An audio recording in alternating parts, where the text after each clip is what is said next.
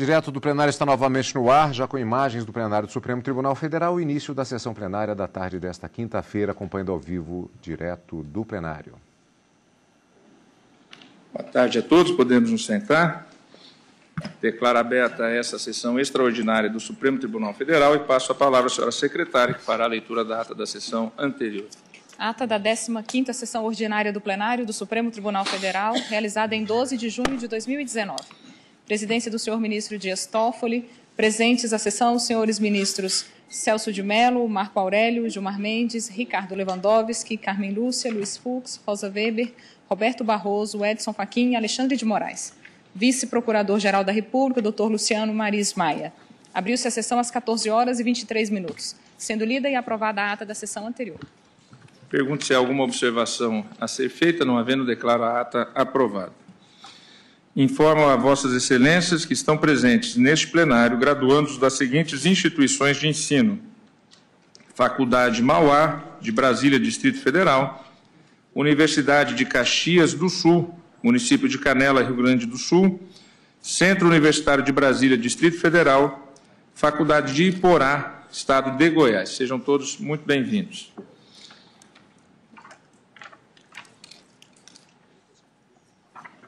Dando continuidade ao julgamento de ontem, apregou para continuidade de julgamento a medida cautelar em ação direta de inconstitucionalidade 6.121, procedente do Distrito Federal, sendo o relator o ministro Marco Aurélio, requerente Partido dos Trabalhadores, interessados, Presidente da República e Amici Curiae, Movimento Nacional dos Direitos Humanos, Associação Brasileira de Gays, Lésbicas e Transgêneros e Defensoria Pública da União. Após os votos dos ministros Alexandre de Moraes, Ricardo Lewandowski e Luiz Fux, que acompanhavam o ministro Marco Aurélio, relator, para deferir parcialmente a cautelar, e dos votos dos ministros Luiz Edson Fachin, Luiz Roberto Barroso, Rosa Weber, Carmen Lúcia e Celso de Mello, que concediam integralmente a cautelar, pediu vista dos autos o ministro Dias Toffoli. Então, o julgamento retoma a partir do meu voto e falta depois votar o ministro Gilmar Mendes. Eu tenho voto, bem estudado o caso, analisado as discussões de ontem, eu vou pedir vênia divergência para acompanhar o ministro relator concedendo parcialmente a cautelar. Como vota o ministro Gilmar Mendes? Presidente, como se viu, cuida-se de ADIM proposta em face dos artigos 1º, parágrafo 1º e 5º do decreto 9759, de 11 de abril de 2019, sob argumento de manifesta ofensa à competência legal. O relator, ministro Marco Aurélio, proferiu decisão monocrática com o seguinte dispositivo: atentem para a organicidade do direito, em especial dos procedimentos alusivos ao itinerário processual. Vossa Excelência me permite, não foi individual, não, foi voto no plenário. Ah, não, sim. Não, eu digo quanto à decisão. Não foi ato individual. O voto já foi acolhido. A inviabilidade de haver em processo objetivo no curso do ano judiciário, quando o colegiado realiza sessões semanais, atuação mediante pronunciamento individual, ante a competência do Pleno para deferimento de medida cauteladora, exigida a maioria absoluta de 6 votos. Considerada a urgência da causa de pedi-la lançada na peça primeira e levando em conta o previsto no artigo 5º, cumpre submeter ao plenário o pedido de implemento de liminar. Libera o processo para inserção na pauta dirigida do Pleno, na forma do artigo 10. Sem prejuízo de eventual designação pela presidência da data de julgamento da medida cautelar, providencie no prazo de 5 dias as informações. Com o recebimento, colham a manifestação da Advocacia Geral e o parecer da Procuradoria-Geral da República em 3 dias. Alega-se inconstitucionalidade formal, pois pretendeu-se, mediante decreto presidencial, extinguir colegiados que contam com a expressa previsão legal em usurpação de iniciativa reservada ao usar a expressão, incluídos aqueles mencionados em leis, nas quais não conste a indicação de suas competências ou dos membros que o compõem. Sugere, de igual modo, inconstitucionalidade material por suposta violação ao princípio da segurança jurídica e ao princípio da participação popular. O relator admitiu o Movimento Nacional dos Direitos Humanos como terceiro interessado no processo. Manifestação da AGU pelo indeferimento da medida cautelar requerida. Eu repasso, presidente, a questão dizendo o seguinte: a pretensão autoral de invalidação da norma impugnada sustenta-se na argumentação de que o decreto teria usurpado competências atribuídas ao Congresso Nacional, uma vez que a criação e extinção de órgãos da administração pública seria matéria reservada à lei em sentido formal.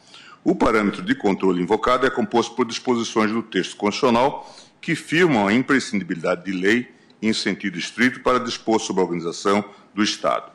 Nesse sentido, argumenta-se que o decreto 9759 teria infringido de forma direta os artigos 48, inciso 11, 84, 6, todos da Constituição Federal. Abaixo transcritos. Eu transcrevo o texto quanto à competência do Congresso Nacional, diz, no inciso 9, organização administrativa judiciária do Ministério Público, da Defensoria Pública, da União, dos Territórios, organização judiciária do Ministério Público do Distrito Federal. E compete privativamente ao Presidente da República dispor, mediante decreto, inciso 6º, organização, funcionamento da administração federal, quando não implicar aumento de despesa, nem criação ou extinção de órgãos públicos. Extinção de funções ou cargos públicos, quando vagos. E o artigo 88, a lei disporá sobre a criação e extinção de ministérios e órgãos da administração pública. A questão suscitada, portanto, relaciona-se aos limites da função regulamentar do chefe do Poder Executivo e ao alcance conformativo do princípio da separação de poderes. Como se sabe, já foi dito aqui, com a edição da Emenda Constitucional 32 de 2001, a Constituição passou a conferir ao Presidente da República, enquanto chefe do Poder Executivo, prerrogativa de dispor, mediante decreto, sobre a organização, funcionamento da administração, exceto quando isto implicar aumento de despesa, bem como criação ou extinção de órgãos públicos, uma vez que estes, por força do artigo 88 da mesma Constituição, somente podem ser criados ou extintos por lei. Evidentemente, o exercício do poder regulamentar, neste caso, é também um poder político com competência própria, que se reveste de uma autoridade igual à dos atos dos demais órgãos do Estado. Todavia, não pode o Executivo invadir a órbita de atribuição dos demais poderes do Estado.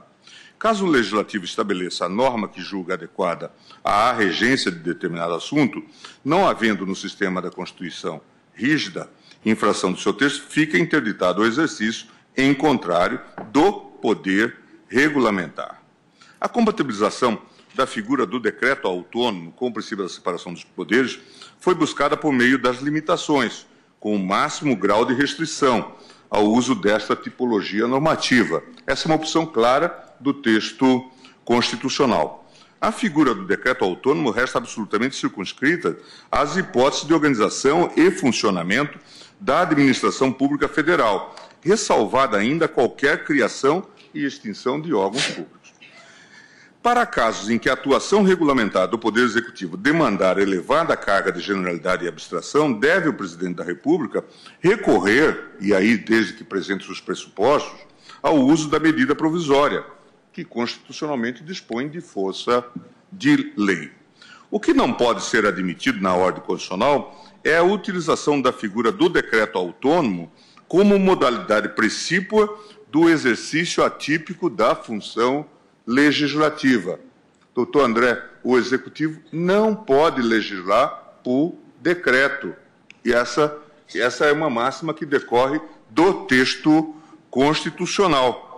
Tal situação configuraria clara manipulação e obliteração do exame que é feito pelo Congresso Nacional nas hipóteses excepcionais de expedição de atos normativos pelo Poder Executivo, seja na forma do juízo de conversão de medidas provisórias, seja no exercício da sustação de atos do Poder Executivo que exorbitem o poder regulamentar. O célebre artigo 49, inciso 5º do texto constitucional de 88, que remonta à Constituição de 1934.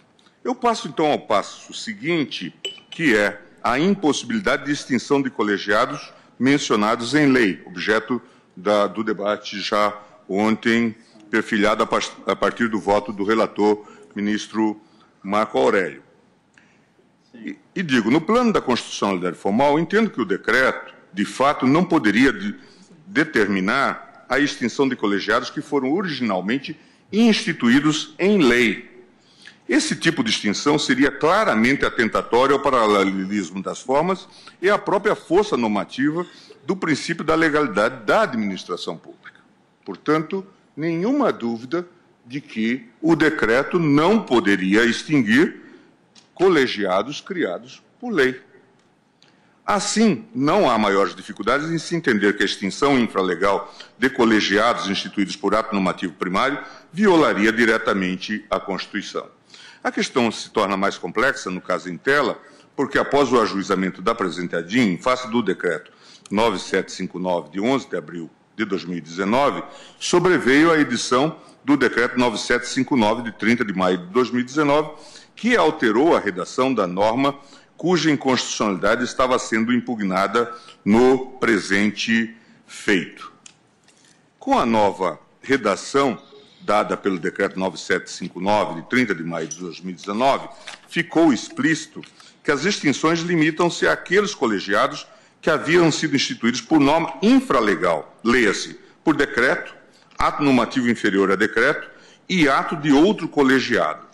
Transcreve-se a nova redação da norma impugnada, que tem lá no parágrafo 2º a seguinte expressão: aplica-se o disposto no parágrafo 1º aos colegiados instituídos por ato infralegal, cuja lei em que são mencionados nada consta sobre a competência ou a composição. Fica claro, portanto, que a nova redação da nova impugnada excluiu da extinção generalizada os colegiados que foram instituídos em lei. Contudo, na linha do que já foi decidido pelos demais ministros que me antecederam, entendo que os efeitos extintivos determinados pelo decreto não podem recair sobre colegiados que, embora não tenham sido instituídos por ato infralegal, foram de algum modo consagrados ou mencionados em lei em sentido estrito. Usando uma expressão do direito comparado, é como se eles tivessem sido incorporados ao estatuto legal. Isto porque, nessas hipóteses, o legislador acabou por convalidar a instituição do colegiado que originalmente operou-se por decreto. Desse modo, tolerar a extinção do colegiado significaria desrespeitar a vontade do legislador em alguma medida, o que não pode ser admitido ante o princípio da separação dos poderes e a própria excepcionalidade do uso do decreto autônomo. Assim, em linha à proposta do voto do eminente relator, entendo que devemos declarar a inconstitucionalidade, ou pelo menos conferir interpretação conforme a Constituição, ao artigo 1º, parágrafo 2º do decreto acima transcrito, já que tal dispositivo pretende afirmar que as extinções afetam os colegiados que tenham sido mencionados em lei. Eu passo a um outro ponto que agora trata da linha divergente, inaugurada pelo ministro Fachin, que é da impossibilidade de equiparação de colegiados a órgãos para efeito de incidência do artigo 84.6, a linha A da Constituição. E passo essa questão no direito administrativo, e eu estou, então, dizendo o seguinte: a discussão sobre o significado da expressão órgão no texto constitucional enfrenta essas dificuldades de aderência ao fenômeno da criação de colegiados de participação popular, afigura-se como uma realidade que escapa à classificação estanque dos conceitos do direito administrativo tradicional. Sobre esse ponto, por isso, estou pedindo vênia para não acompanhar essa divergência aberta. Isso porque o conceito de órgão secularizado na doutrina do direito administrativo brasileiro diz respeito a estruturas integrantes de pessoas jurídicas de direito público, sem personalidade jurídica, que recebem atribuições com a finalidade de especialização em relação à própria entidade que integram.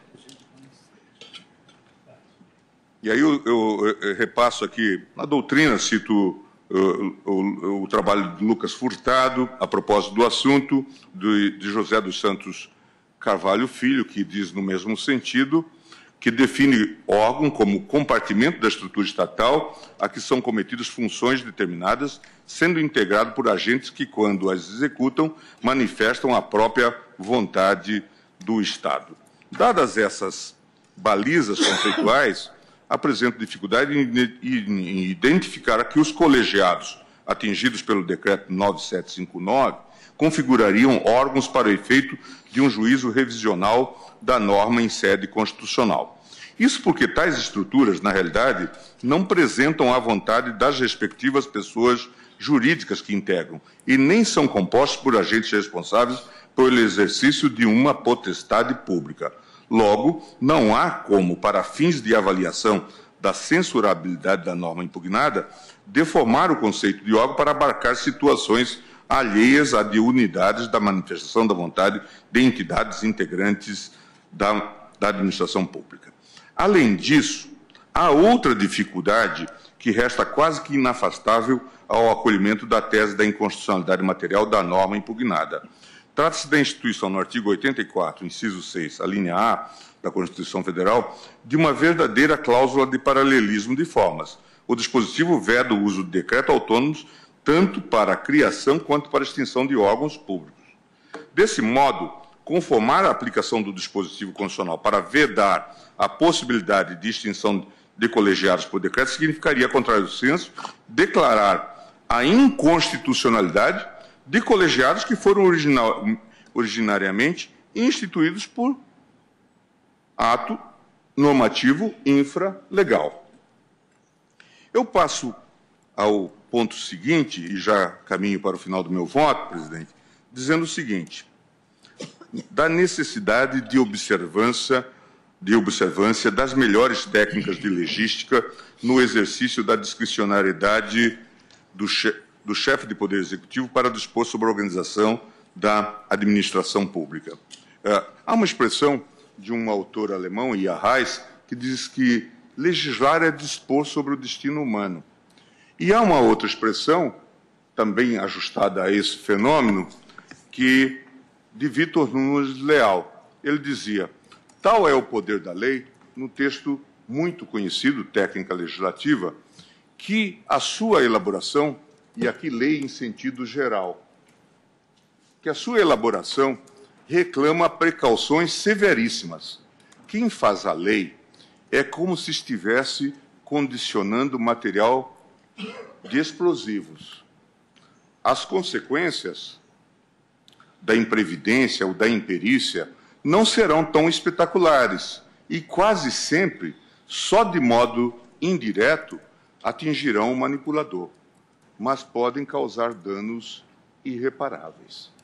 Acho que neste decreto nós tivemos algum tipo de aprendizado. Norma mal feita causa confusão. No mínimo. Então, estou dizendo, na condição de chefe do Poder Executivo, o Presidente da República, inegavelmente, goza de discricionariedade para definir a estruturação interna da administração pública. Tal discricionariedade envolve reorganizar continuamente as funções estatais ao longo do aparelho burocrático a ser gerido. Nesse sentido, é sensível à alegação da União de que a extinção dos conselhos se insere em um processo de racionalização do fundamento da administração pelo governo. Por outro lado, tal discricionariedade não se traduz em uma liberdade absoluta e irrestrita que permita que o chefe do Poder Executivo se valha da figura do decreto autônomo sem ter que observar as responsabilidades típicas da função legiferante. O incômodo jurídico que advém da norma impugnada diz respeito menos ao seu efeito jurídico concreto, que, caso vencida a proposta do eminente relator, restará limitado aos colegiados que não encontram menção em lei em sentido formal. O que mais preocupa é, sem dúvida, o modus de aniquilamento dos colegiados, e isso veio à tona no parecer da Procuradoria-Geral, que, no presente caso, tomou a forma de extinção ampla e quase que irrestrita de colegiados, sem que fosse possível extrair da decisão do governo uma motivação racional baseada em evidências e na compreensão responsável do alcance e da medida. Aqui se exterioriza antes de tudo, uma clara deficiência de logística na elaboração da norma impugnada. O conhecimento das sistemáticas de produção de atos normativos, a propósito, é matéria da mais alta relevância e que, infelizmente, ainda carece de um aprofundamento na doutrina brasileira. No direito comparado, faço referência aos trabalhos do professor Carlos Blanco de Moraes, que se dedicou intensamente a essa matéria com a publicação da clássica obra Manual de Legística, Critérios Científicos e Técnicos para Legislar Melhor. Quando de minha atuação perante a subchefia de Assuntos Jurídicos da Presidência da República, busquei contribuir para o aprimoramento das técnicas de produção de atos normativos no âmbito do Poder Executivo, respaldando as melhores práticas de legísticas no Manual de Redação da Presidência da República. Os resultados deste trabalho foram possibilitados graças a um árduo esforço da comissão encarregada de elaborar a primeira versão do documento, então composta pela minha pessoa e pelo secretário à época, hoje embaixador, Nestor Foster, Carlos Eduardo Cruz de Souza, Heitor Duprá, Tarcísio Carlos de Almeida Cunha, João Bosco Martinato, Rui Ribeiro de Araújo, Luiz Fernando Panelli César, Roberto Furlan Ardengue, além da revisão atenta do professor Celso Pedro Luft.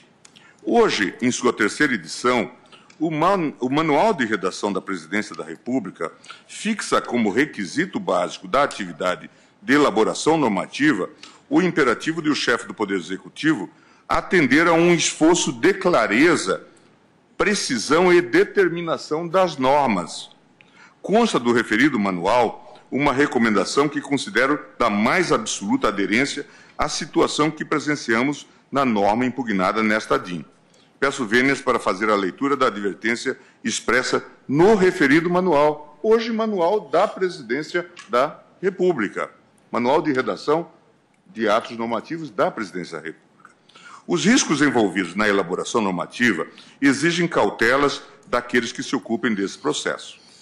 Eles estão obrigados a colher informações variadas sobre a matéria que deve ser regulada e a realizar uma pesquisa que não pode ficar limitada a aspectos estritamente jurídicos. É necessário realizar minuciosa investigação nos âmbitos legislativo, doutrinário e jurisprudencial. A análise da repercussão econômica, social e política do ato legislativo, e aqui é ato normativo em geral, é igualmente imprescindível. Somente a realização dessa pesquisa, que demanda a utilização de conhecimentos interdisciplinares, poderá fornecer elementos seguros para a escolha dos meios adequados para atingir os fins almejados. A utilização de fórmulas obscuras ou criptográficas, motivadas por razões políticas ou de outra ordem, contraria princípios básicos do próprio Estado de Direito, como os da segurança jurídica e os postulados da clareza e de precisão da norma jurídica. Eu estou citando um professor alemão, professor Degenhardt, que foi até meu professor na Universidade de Münster. Mas, portanto, a rigor, a norma obscura, confusa, criptográfica, ela pode ser taxada de inconstitucional porque os destinatários dela não a entendem e produz uma insegurança jurídica. O princípio da segurança jurídica, prossigo nesse texto do manual, elemento fundamental do Estado de Direito, exige que as normas sejam precisas e claras para que o destinatário das disposições possa identificar a nova situação jurídica e as consequências que dela decorrem. As formulações obscuras, imprecisas, confusas ou contraditórias devem ser evitadas. Isso está no Manual de Redação da Presidência da República, 2018, página 111. Esta parece ser exatamente a situação subjacente à edição do decreto impugnado. Da própria exposição de motivos do decreto 9759, de 11 de abril, é possível vislumbrar que este foi editado a partir de um diagnóstico generalizante, sem um exame minimamente atento da adequação dos meios e fins a serem utilizados para se atingir a proclamada racionalização da administração pública. Essa debilidade legística do decreto certamente merecerá ser comatada por uma atuação futura do Poder Executivo. É quase que inevitável a edição de novo decreto, para esclarecer as situações de perplexidades que já graçam na esplanada dos ministérios e em todos os lugares. A própria AGU está sendo chamada a esclarecer se uma dada entidade, inclusive entidades que compõem agências reguladoras, foram ou não extintas por força do decreto. Portanto, gerou mais insegurança do que segurança. Ministro, Vossa Excelência, me permite uma parte. Vossa Excelência, não, eu não estou falando agora deste decreto, mas Vossa Excelência acaba de ler o que Vossa Excelência ajudou a formar como o, hoje, Manual da Redação das Normas da Presidência. Não lhe parece que, às vezes, alguns atos são feitos exatamente para serem obscuros, para que as pessoas não saibam o que vai acontecer? Porque, às vezes, é isso. Eu me lembro que, como procuradora ainda, portanto, década de 80, antes dessa Constituição, alguns atos eram tão confusos exatamente porque se dizia que no anexo tal do relatório de não sei o quê, se dá um aumento nos termos, era para ninguém saber, só o destinatário sabia. Então, o que Vossa Excelência parece ter formulado como proposta, que acabou agora como parâmetro e que precisa de ser observado, é que, numa democracia, normas têm que ser claras, elas podem ser questionadas, legitimadas ou não podem ser obscuras, porque é o que Vossa Excelência acaba de afirmar, é manter isto que já foi prática. No coronelismo em chá de voto, o Vitor Nunes Leal traça isso. Normas que só entendia quem fez e o destinatário. Sim. Apenas, muito obrigada pela não, é verdade. E por isso que o professor Degenhardt, nesta passagem, diz, uma norma que não se entende, ela é inconstitucional por lesar um dos postulados da segurança jurídica, não é? Um dos postulados do Estado de Direito. Mas então eu estava dizendo, essa debilidade legística do decreto certamente merecerá ser comatada por uma atuação futura do Poder Executivo. Ainda que seja bastante difícil a enumeração, e eu entendo, de todos os colegiados que integram a administração, talvez tenha sido essa a dificuldade, não é? Que integram a administração, eles vão surgindo, e depois não se sabe agora, né, ter-se-ia que fazer um inventário completo para poder listá-los. Não é? Talvez impossível. O Poder Executivo certamente terá que, em um momento posterior, esclarecer o alcance do Decreto 9759. É fundamental para a segurança jurídica que sejam especificados os colegiados que, de fato, serão extintos pela medida. Apenas a título de obter dictum e já à guisa de conclusão, gostaria de ressaltar a advertência de que o manejo do decreto autônomo pelo chefe do Poder Executivo deve restar absolutamente circunscrito, repito, absolutamente circunscrito, às hipóteses de organização e funcionamento da administração pública federal, ressalvada ainda qualquer criação e extinção de órgão público. Em nossa ordem constitucional, ante o princípio da separação dos poderes, jamais poderá ser admitido o uso do decreto autônomo para se manipular a atipicidade da função legiferante atribuída ao Poder Executivo. Portanto, não é possível, apesar de talvez alguns considerarem desejável, governar per decreto. O decreto tem parâmetros claros no texto constitucional. Também considero necessário advertir que o Poder Executivo deve estar atento aos riscos envolvidos na elaboração normativa. Nesse sentido, em respeito às melhores técnicas redacionais consagradas em nosso ordenamento, devem ser evitadas formulações obscuras, imprecisas, confusas ou contraditórias. É extremamente importante que a edição do ato normativo preze pela segurança jurídica e seja acompanhada, na medida do possível, da análise cuidadosa das repercussões das medidas propostas. Assim, ressalvando a minha preocupação com as debilidades já demonstradas em relação à norma impugnada, voto no sentido proposto pelo eminente relator para deferir parcialmente a medida cauteladora, a fim de, suspendendo a eficácia do parágrafo 2º do artigo 1º do Decreto 9759, na redação dada pelo Decreto 9.812 de 2019, afastar, até o exame definitivo desta ação direta de inconstitucionalidade, a possibilidade de ter-se a extinção, por ato unilateralmente editado pelo chefe do Executivo, de colegiado cuja existência encontre menção em lei em sentido formal, ainda que ausente expressa referência sobre a competência ou composição. É como voto. Então, Vossa Excelência acompanha o relator. Então, eu proclamo que, por maioria, foi concedida parcialmente a medida cautelar, vencidos os ministros Luiz Edson Fachin, Roberto Barroso, Rosa Weber, Carmen Lúcia e Celso de Mello.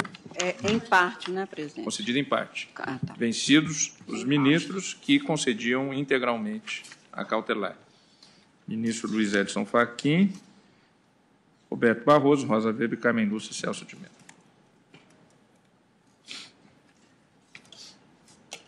Para a continuidade de julgamento, apregou em conjunto a ação direta da inconstitucionalidade por omissão número 26, de relatoria do ministro Celso de Mello, sendo requerente Partido Popular Socialista, interessado Congresso Nacional, Presidente da República e vários amici curiae identificados. Mandado de injunção 4.733, de relatoria esse do ministro Luiz Edson Fachin, sendo impetrante a Associação Brasileira de Gays, Lésbicas e Transgêneros, a BGLT, impetrado o Congresso Nacional, interessado União e também vários amici curiae. Na ação direta da inconstitucionalidade por omissão, o julgamento encontra-se na seguinte situação. Preliminarmente, o tribunal, por maioria, decidiu pelo prosseguimento do julgamento, nos termos do voto do ministro Celso de Mello. Vencidos os ministros Marco Aurélio Dias Toffoli, presidente. Na sequência, após os votos dos ministros Rosa Weber e Luiz Fux, que acompanhavam o relator, conhecendo em parte da ação direta de inconstitucionalidade por omissão, para nessa extensão julgá-la procedente, o julgamento foi suspenso para a continuidade. No mandado de injunção, após os votos dos ministros Rosa Weber e Luiz Fux, que acompanhavam o ministro Luiz Edson Fachin, relator, julgando procedente o mandado de injunção, o julgamento foi suspenso para a continuidade na data de hoje. E, na sequência, então, vota a ministra Carmen Lúcia, a quem passo a palavra. E diria ao ministro Luiz Fux se poderia assumir a presidência. Ministra Carmen Lúcia, Vossa Excelência tem a palavra. Obrigada, presidente, senhores ministros relatores, ministro Celso de Mello, da ação direta de constitucionalidade por omissão, e ministro Edson Fachin, relator do mandado de injunção 4733, senhores advogados que assomaram à tribuna com tanto brilho. Presidente, eu não posso deixar de iniciar sem enaltecer o que seria despiciendo, mas que não pode deixar de ser mencionado, os votos que foram proferidos, em especial pelos relatores, o voto do ministro decano, que é sempre uma fonte permanente de pesquisa, até por merecerem atenção não apenas em cada caso, mas também porque produzem vetores para os teóricos, pesquisadores, nas diferentes matérias que são trazidas a esta casa. No presente caso, não se tem uma situação diferente, ou talvez até tenha tido, pelo brilho mais que incomum do voto que foi proferido, nos mesmos termos, o voto do ministro Edson Fachin, num tema tão candente e de tanta gravidade para os direitos humanos. Realço, portanto, que esses votos conduzem todos nós a reflexões para além do que se contém nos autos. Eu, conquanto tenha voto escrito, cuja juntada providenciarei, de pronto anuncio, senhor presidente, que estou a acompanhar os itens da parte dispositivas, no caso da ação direta de inconstitucionalidade por omissão do ministro e também do ministro Edson Fachin, no mandado de injunção, na mesma direção proposta pelo ministro Celso de Mello na ação direta.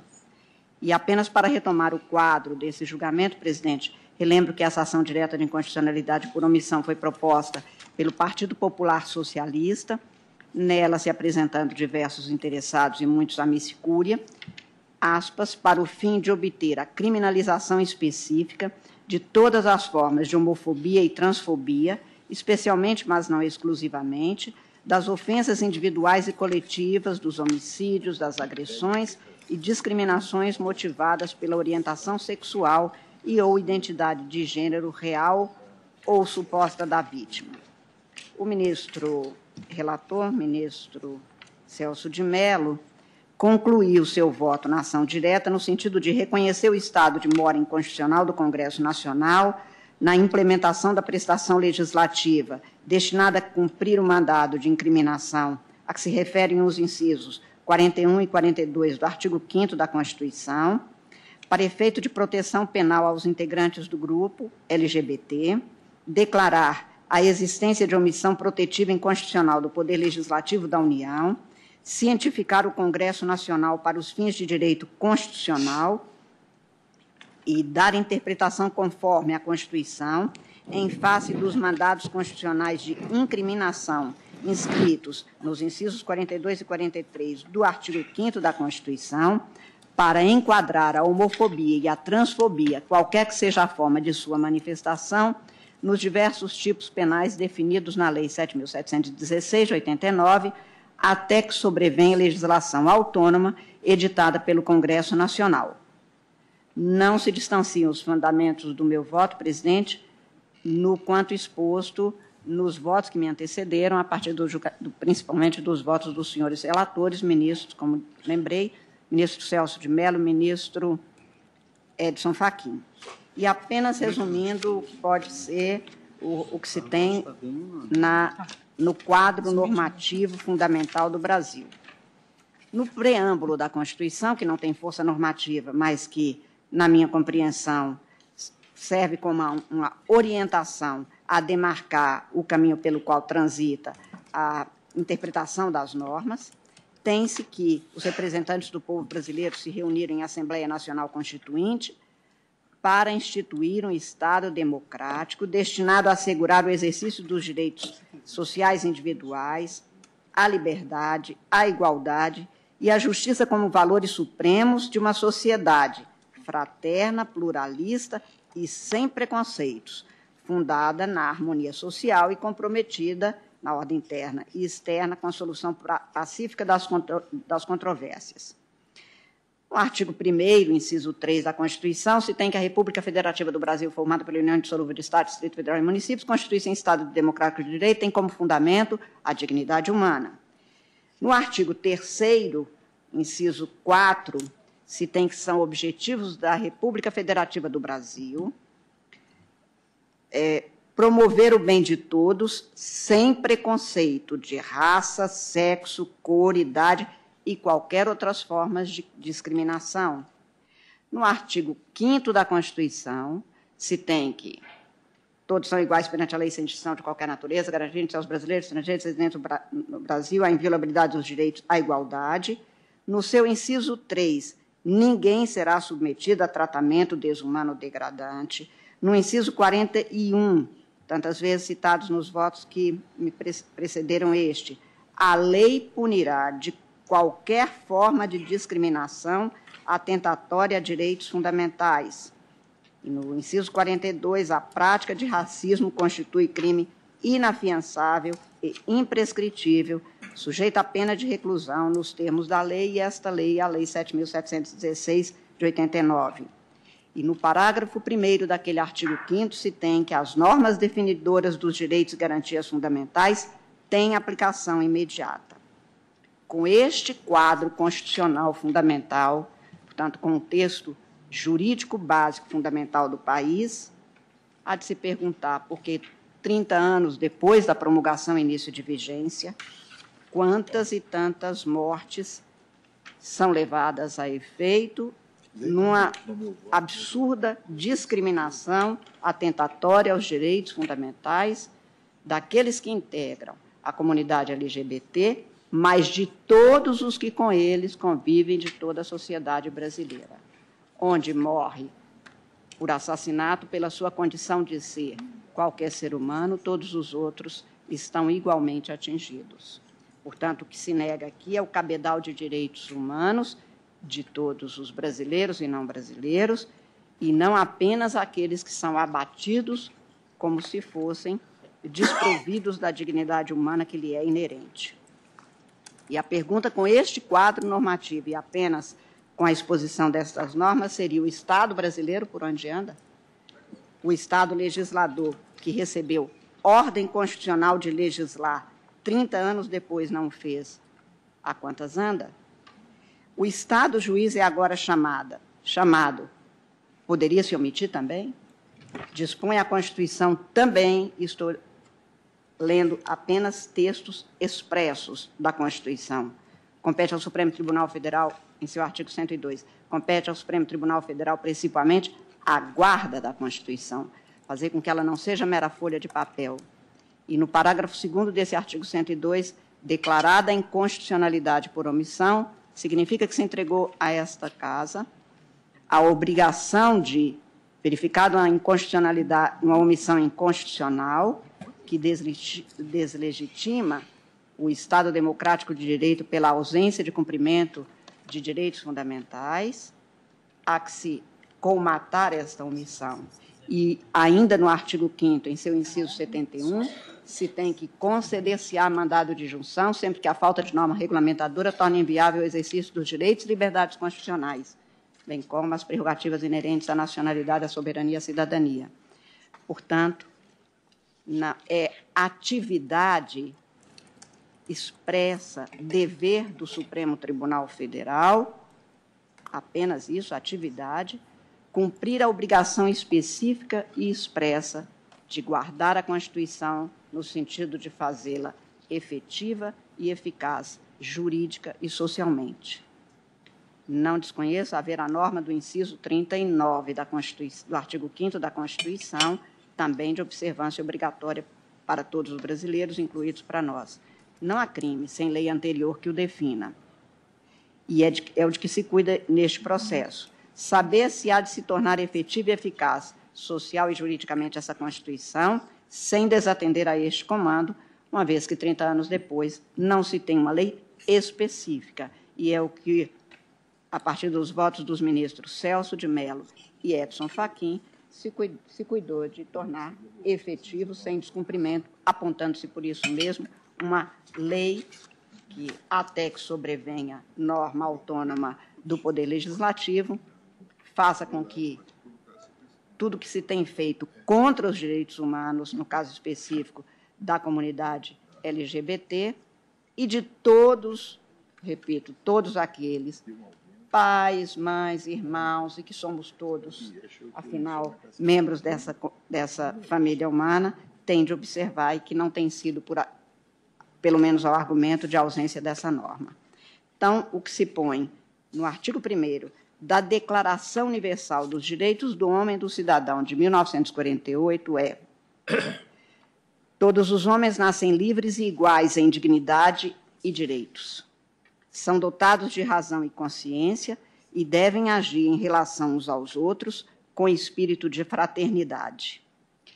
Se fosse apenas esse o dispositivo de direito cumprido por todos os membros da família humana, acho que seria impensável que houvesse, ainda hoje, 2019, tantas guerras e revoluções a reclamar tantas vezes o cumprimento de direitos para sanar tantas e tão profundas feridas individuais e sociais que se multiplicam após a promulgação daquela declaração, que veio depois de o mundo assistir assombrado a todas as indignidades, as iniquidades que foram cometidas contra direitos humanos, incluídos, e de forma especial, também aos homossexuais, que então eram também alvo específico de todas as perversidades cometidas. O respeito à igual dignidade inerente a cada ser humano impediria as atrocidades reiteradamente cometidas e que levam ao desespero da vida e à morte de tantos que sucumbem ao sofrimento provocado pela desigualdade preconceituosa e cruel.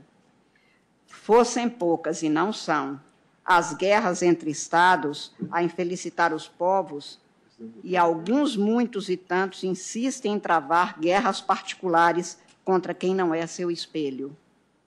Ou talvez até, fico pensando, por refletir o inconfessável, eu sei que por medo ou loucura, alguns preferem negar, por não gostarem do que vem refletir no seu próprio espelho.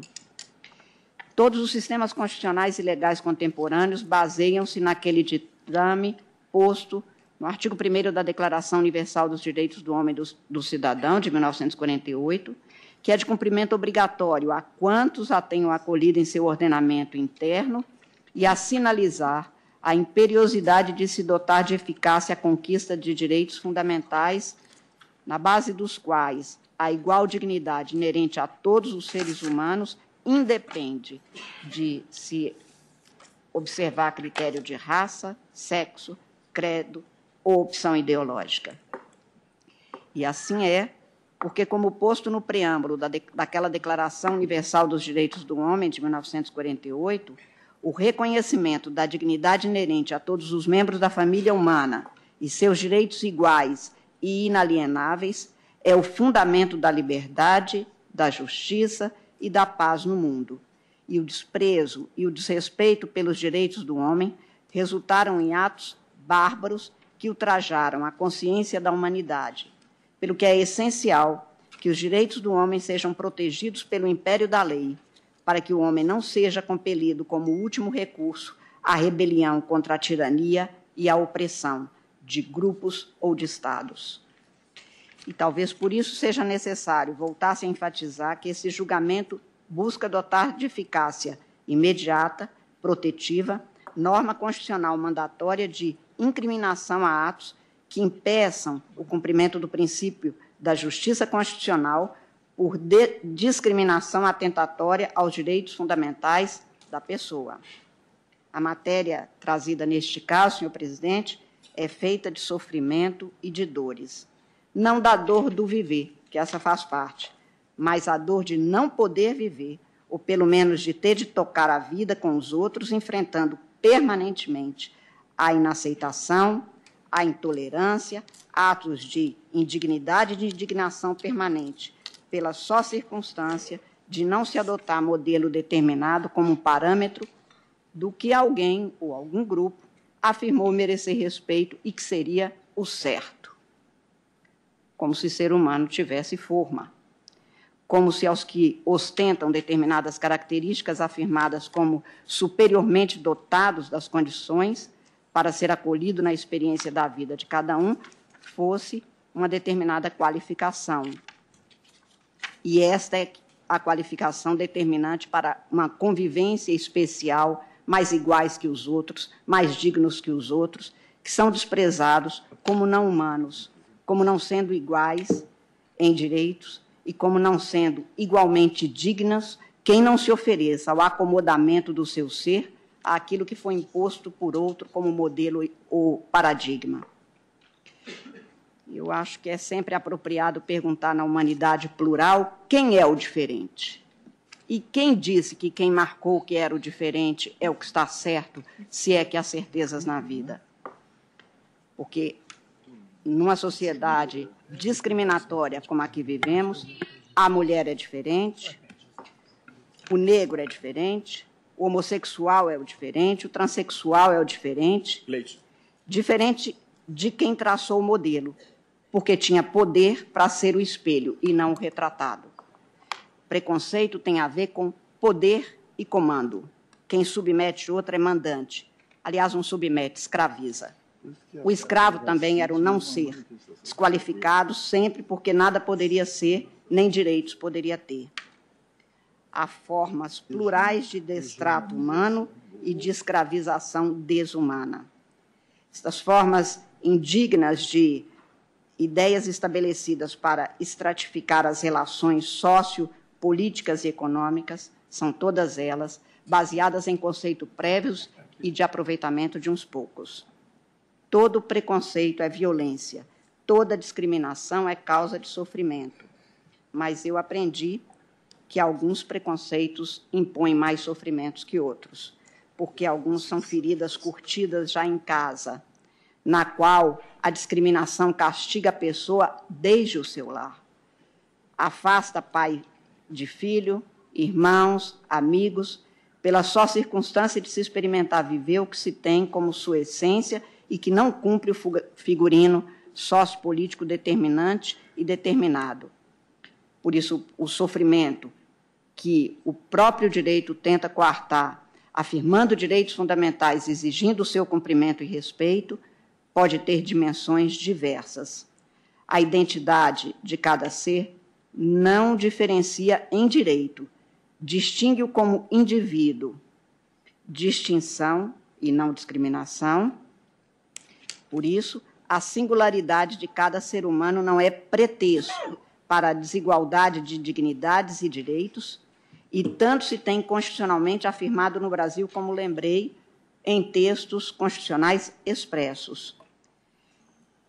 Todas as constituições democráticas contemporâneas começam e marcam seu fundamento na garantia do respeito ao princípio da dignidade e da igualdade em direitos e liberdades. Até porque todos os homens e as mulheres não são diferentes são diferentes em sua individualidade apenas. Seres humanos são todos únicos. Por isso, para a convivência, há que se ter como dogma jurídico insuplantável serem eles iguais em direitos e em dignidade. Lembro sempre a fala drummondiana, que, ao se referir à igualdade, diz que todas as guerras do mundo são iguais, todos os amores são iguais, todas as fomes são iguais, a morte é igualíssima, todas as ações cruéis, piedosas ou indiferentes são iguais. Contudo, o homem não é igual a nenhum outro homem, bicho ou coisa. Ninguém é igual a ninguém. O que o direito faz é respeitar a individualidade de cada um e igualar em direitos a dignidade que é própria de todo ser humano. Por isso, eu estou a acompanhar o voto do ministro relator, presidente, como anunciei no início, e farei a juntada do meu voto que é alongado, neste caso, no qual se demonstra seu direito instrumento indispensável para proteger os direitos do ser humano em sua dimensão única, singular, que faz de cada qual o indivíduo dotado de dignidade, com consciência e razão, a tornar possível a convivência pacífica entre as pessoas.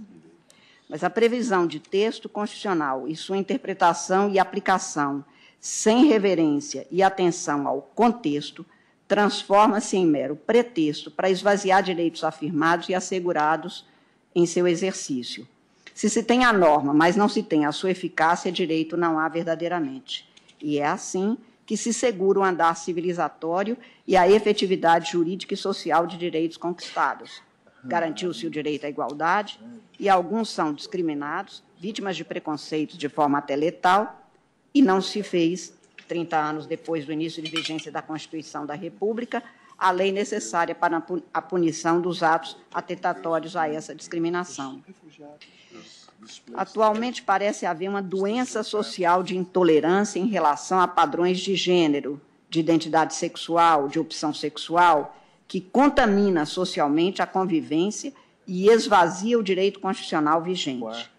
O que é mais grave e mais patente é que a intolerância compromete a experiência constitucional democrática fundamentada, no caso brasileiro, no documento de 1988. O inegável, gravíssimo quadro de desrespeito e intolerância da condição física, social, jurídica dos homossexuais ou transexuais, e, mais ainda, o agravo frontal aos princípios constitucionais vigentes no país, em especial aos princípios da dignidade humana, da igualdade de todos e de respeito a todos os que, parte da família humana, são livres para ser o que em sua essência o caracteriza e individualiza. Na linha do que é encarecido pelos senhores ministros relatores, não poderia ser considerado constitucionalmente legítimo e válido comportamento estatal que deixasse em desvalia norma constitucional determinante de criminalização das práticas contrárias ao respeito, à igualdade e à dignidade de cada um e de todos, e que, no caso das práticas homotransfóbicas, prevalecem ainda hoje em situação gravíssima, sem cuidado penalmente incriminador, segundo a eficiente proteção que os direitos e as liberdades asseguram de forma expressa no texto constitucional brasileiro.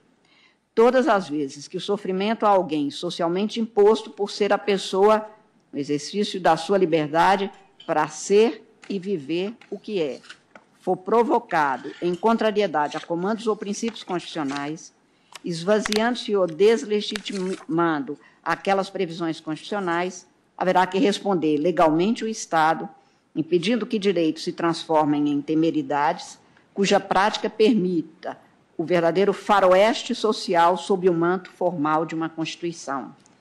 Como lembrei antes, e foi várias vezes aqui lembrado nos votos brilhantes que me precederam, a disposição dos incisos 41 e 42 do artigo 5º da Constituição, a lei punirá qualquer discriminação atentatória dos direitos e liberdades fundamentais, e a prática do racismo constitui crime inafiançável e imprescritível, sujeito à pena de reclusão. Quanto a isso, não responder o Estado, legalmente determinando formas de punição do que a Constituição põe como dever de cumprimento obrigatório, portanto, seria dar espaço a que tenhamos de responder o que esperar de uma vida na qual a lei passa a ser uma palavra inútil ou ineficiente, mesmo em face de ataques contrários ao que é o seu fundamento principiológico e a sua finalidade: formar uma sociedade livre, justa, solidária e sem preconceitos.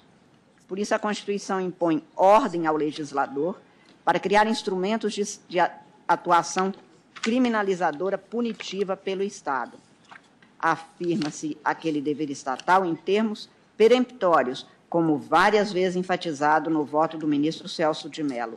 A lei punirá qualquer discriminação atentatória dos direitos e liberdades constitucionais, e a mesma Constituição define ser objetivo da República promover o bem de todos, sem preconceito de raça, sexo, cor, idade e quaisquer outras formas de discriminação. As normas complementam-se para serem eficientes na finalidade determinada constitucionalmente e têm cumprimento obrigatório, especialmente pelos poderes da República, de modo a não se permitir o seu descumprimento, que deixem desvalia princípios fundamentais, estruturantes do próprio Estado brasileiro. E, como lembrado várias vezes aqui nesse julgamento, nas sessões que se sucederam, 30 anos após o início de vigência da Constituição, sem o cumprimento daquela ordem normativa, importa, como muitas vezes demonstrado, em omissão inconstitucional e inaceitável. O quadro apresentado nesta ação e os dados anexados ao processo demonstram que, nesses mais de 30 anos, após a promulgação da Constituição do Brasil, definidora da dignidade humana e da pluralidade, da liberdade de todos, após tantas mortes causadas aos homossexuais e aos transexuais, após tanto ódio e incitação contra eles, a despeito de tantos documentos assinados pelo Estado brasileiro, acolhidos no ordenamento, reafirmando a escolha brasileira pela democracia em benefício de todas as formas de exercício e de manifestação da liberdade, assecuratórias do direito de cada um ser o que é, sem ser discriminado, violentado, aviltado ou associado, não há como desconhecer a inércia contrastante à Constituição pelo legislador brasileiro. A reiteração de atentados decorrentes da homotransfobia revela a situação de verdadeira barbárie. Supera-se o não aceitar o indiferente, quer-se eliminar o que se parece diferente fisicamente, psiquicamente, sexualmente. Negam-se às conquistas civilizatórias, empreende-se ostensivo caminho de retorno a formas bárbaras de sobrevivência, não de convivência, pela destruição dos diferentes ou contrários. Vale a força, nega-se o direito, prevalece a brutalidade, degradam-se os valores constitucionalmente afirmados. Documentos juntados neste processo e em manifestações, mesmo na tribuna, na sessão inaugural deste julgamento, demonstraram o inegável déficit legislativo em relação ao racismo em todas as suas formas, nas quais se há de incluir a homotransfobia.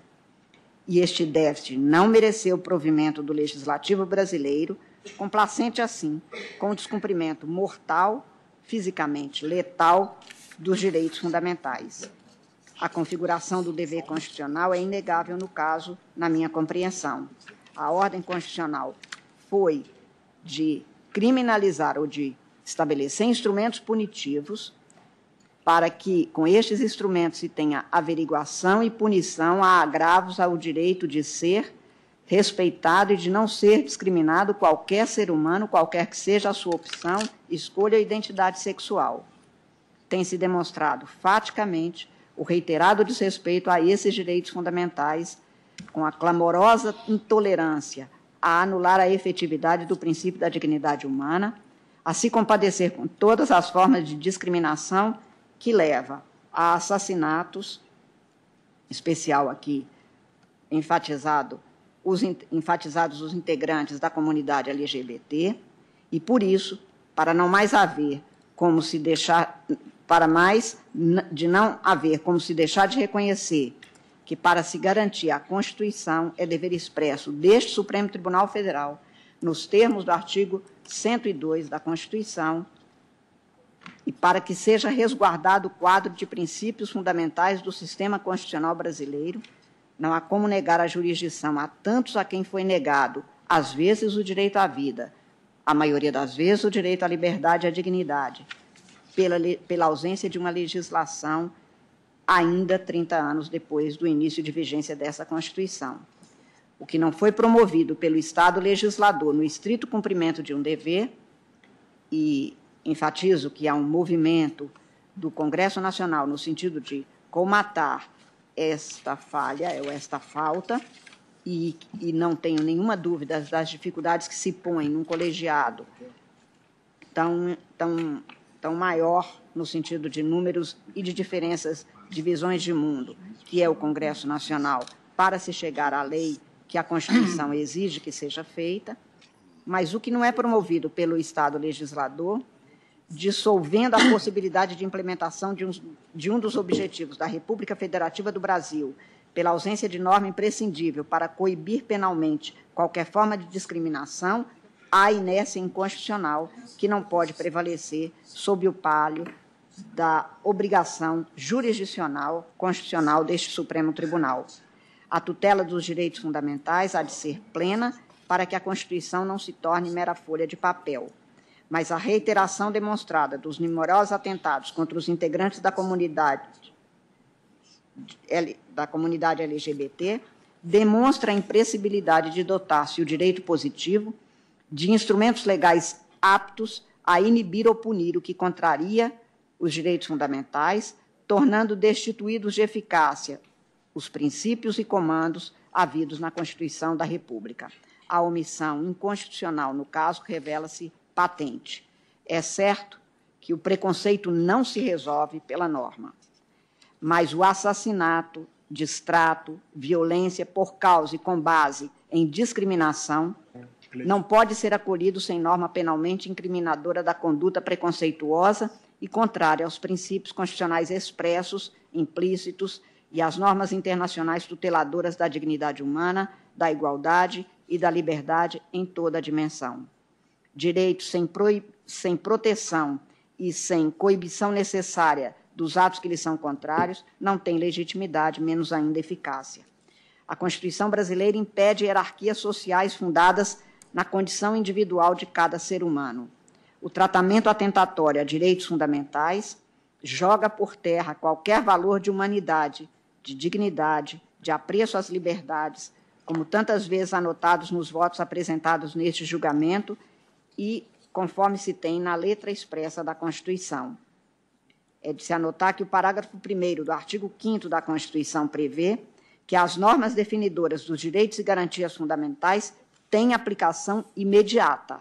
Daí ser incontrastável, na minha compreensão e com as vênias de compreensões contrárias, a conclusão a que chegou o eminente relator da ação direta de inconstitucionalidade por omissão, no sentido de enquadrar-se na espécie, na tipificação do crime de racismo, que conta com norma expressa no sistema normativo brasileiro, citei a lei número 7.716, e que pode e será aproveitada como fundamento das decisões a serem proferidas em casos nos quais a homotransfobia seja objeto do questionamento judicial, por se ter como prática de racismo social segregadoras e vulnerabilizadoras dos integrantes da comunidade LGBT, os atentados e condutas discriminatórias praticadas.